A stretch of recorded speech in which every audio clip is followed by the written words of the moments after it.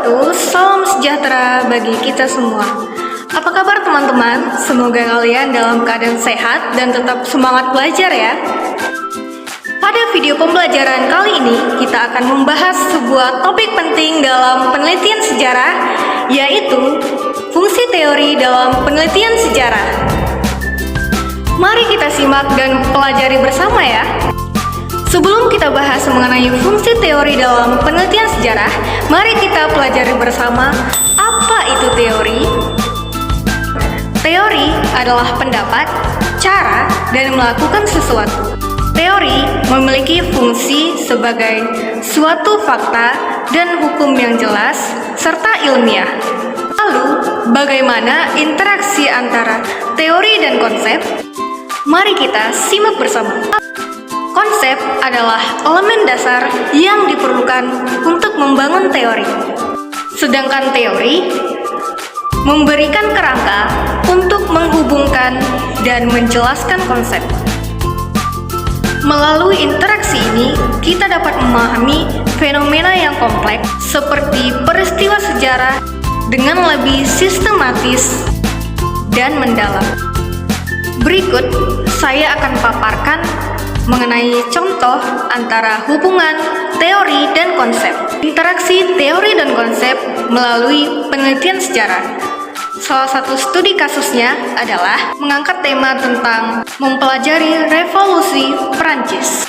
Untuk konsepnya, ketidakadilan, monarki absolut, dan revolusi. Lalu, untuk teorinya yaitu teori konflik sosial.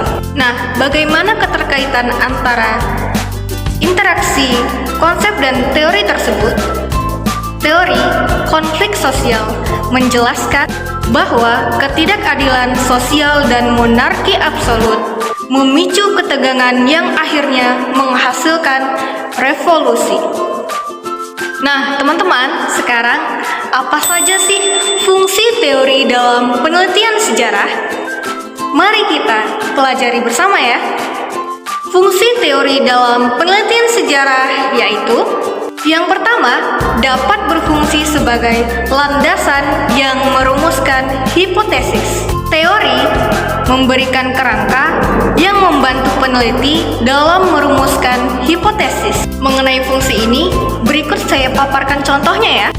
Dalam menganalisis penyebab runtuhnya suatu kerajaan, teori materialisme historis dapat digunakan sebagai landasan untuk merumuskan hipotesis bahwa ekonomi, misalnya penurunan perdagangan, merupakan penyebab utama dari keruntuhan kerajaan tersebut.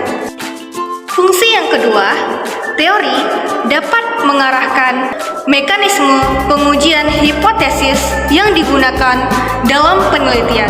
Dengan teori, peneliti dapat mengetahui jenis atau sumber data apa yang relevan untuk dikumpulkan. Misalnya, arsip, dokumen asli, atau narasi lisan.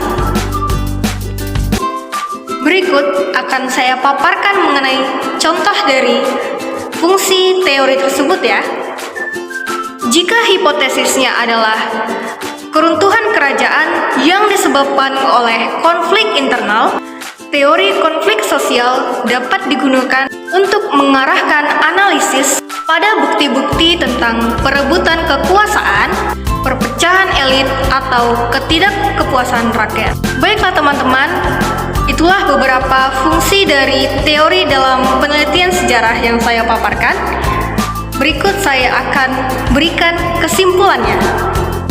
Fungsi teori dalam penelitian sejarah sebagai landasan dalam merumuskan hipotesis dan mengarahkan mekanisme pengujian hipotesis adalah esensial untuk memastikan penelitian yang dilakukan secara sistematis dan terarah.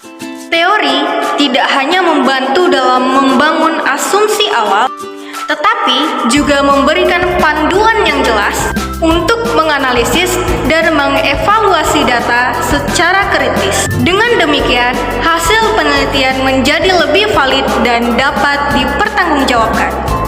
Teman-teman, dengan memahami fungsi teori dalam penelitian sejarah, Kita menyadari bahwa teori bukan hanya alat bantu, tetapi bagian integral yang mengarahkan penelitian sejarah yang lebih terarah, bermakna, dan relevan. Tanpa teori, penelitian sejarah hanya sebagai kumpulan fakta tanpa makna yang mendalam. Baiklah teman-teman, demikian pembahasan video pembelajaran kita pada hari ini. Semoga materi ini bermanfaat dan menambah wawasan Anda tentang pentingnya fungsi teori dalam penelitian sejarah. Sampai jumpa di video pembelajaran berikutnya. Terima kasih telah menyimak dan menonton video pembelajaran kali ini. Wassalamualaikum warahmatullahi wabarakatuh.